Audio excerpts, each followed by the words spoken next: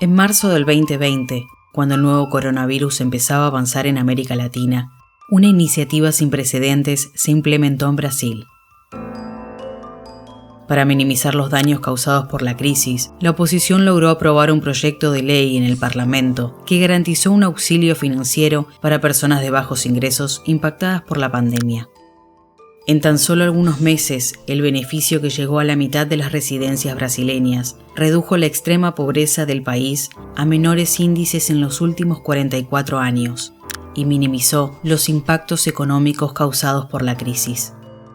Pero pese a haber sido tan exitoso, el auxilio de emergencia tenía fecha de finalización. Y una nueva pregunta empezó a rondar el debate público del país. A prorrogação do auxílio emergencial aos trabalhadores informais é praticamente uma unanimidade entre economistas, Congresso e o próprio governo.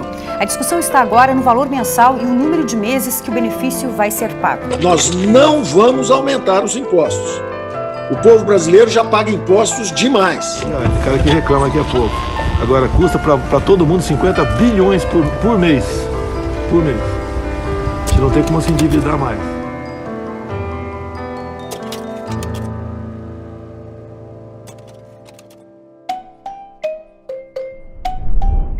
El auxilio de emergencia brasileño ofreció una pequeña demostración del impacto que tienen las políticas sociales en la mejora de la vida de la población. Brasil, sin embargo, no fue el único que elevó su gasto social durante la pandemia. Iniciativas como esa se repitieron en toda América Latina, poniendo en jaque los discursos que pregonaban la disminución del Estado como solución de las carencias sociales. Pero la continuidad de programas de ese tipo viene siendo blanco de contestaciones. Y el principal argumento, usted lo debe conocer: la falta de dinero.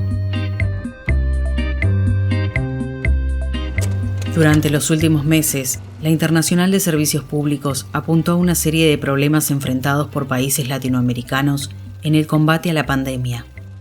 30 años de neoliberalismo contribuyeron para el desfinanciamiento de servicios públicos.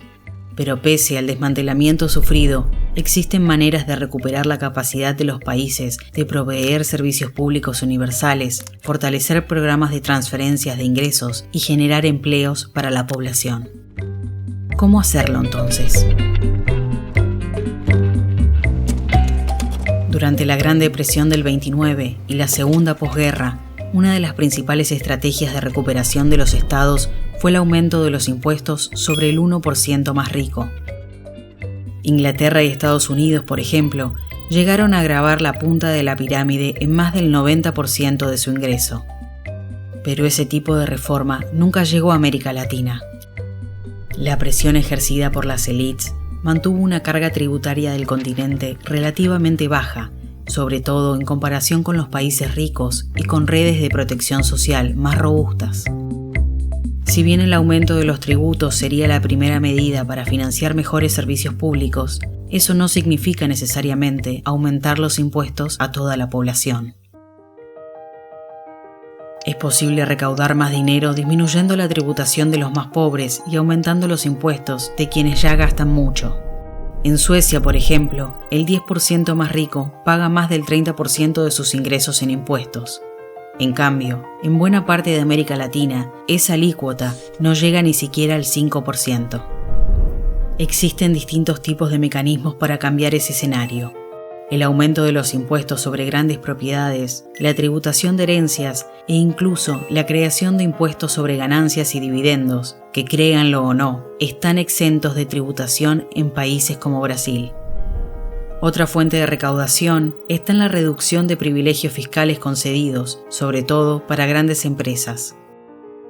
Este tipo de beneficio puede asumir varios contornos: exenciones tributarias para algunos sectores de la economía, líneas de créditos y postergación de deudas para otros, y hasta deducciones y restituciones en impuestos sobre la renta. En países como Colombia, esos privilegios equivalen a más del 8% de toda la riqueza producida en el país. El sector minero es probablemente el que mejor expresa esa discrepancia. Entre 2005 y 2010, por ejemplo, de cada $100 pagados por empresas mineras al gobierno colombiano, cerca de 200 terminaron volviendo a las compañías en forma de exenciones. En otras palabras, el Estado les paga a las empresas para que extraigan sus recursos naturales y no lo inverso. Un escenario que se repite en otros países de la región. Por último, otra importante fuente de recursos podría venir del combate de las maniobras fiscales. Ese tipo de artificio puede asumir dos formas. La evasión, práctica ilegal que normalmente implica la fuga de capitales hacia guaridas fiscales, y la elusión, que se concreta a partir de brechas en la legislación para que las empresas puedan escapar a los impuestos. Esas prácticas tienen un costo anual estimado de más de $500.000 millones en América Latina. Para tener una referencia de valores, ese monto es superior a la suma de los PBI de Uruguay, Ecuador y Chile juntos, y supera economías europeas como Portugal, Finlandia y Noruega.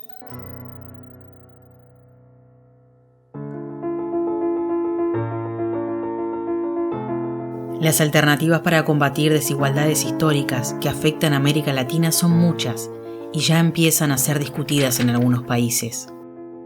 El aumento de los tributos sobre la renta, el patrimonio y la herencia de los más ricos, el combate a la evasión y la revisión de beneficios fiscales podrían usarse para fortalecer políticas sociales, brindar mejoras en los servicios públicos e incluso rescatar pequeñas y medianas empresas afectadas por la pandemia.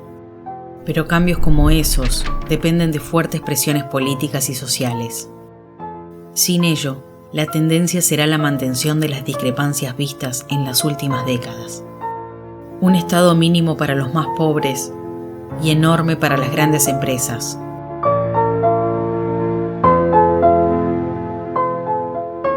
¿Te gusta el video? Lo produjo la Internacional de Servicios Públicos en una alianza editorial con Le Monde Diplomatique Brasil. La producción se ha basado en un estudio publicado por la ISP sobre el impacto de las políticas neoliberales en el combate de la pandemia COVID-19. Para saber más sobre el asunto, acceda al texto. El enlace está disponible en la descripción de este video.